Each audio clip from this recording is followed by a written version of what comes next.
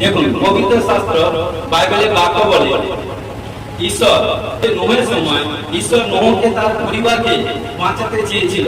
তখন ঈশ্বর নোহকে জাহাজ তৈরি করতে আদেশ দিয়েছিল।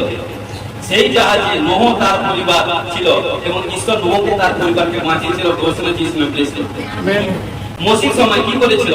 মসির সময় ঈশ্বর ইসরায়েল জাতিকে বাঁচাতে চেয়েছিল, আর ঈশ্বর মসিকে মিশরে পাঠিয়ে ইসরায়েলদের বাঁচিয়েছিল। হালেলুয়া। এবং কি করেছে দেখুন, ঈশ্বর জোনাকে বাঁচাতে চেয়েছিল, তখন ঈশ্বর এক বড় মাছ পাঠিয়ে জোনাকে বাঁচিয়েছিল। হালেলুয়া।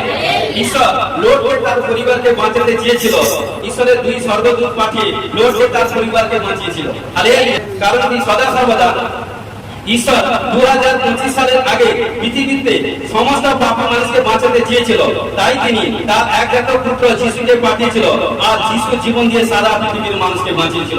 ঘোষণা করে যিশু নামে।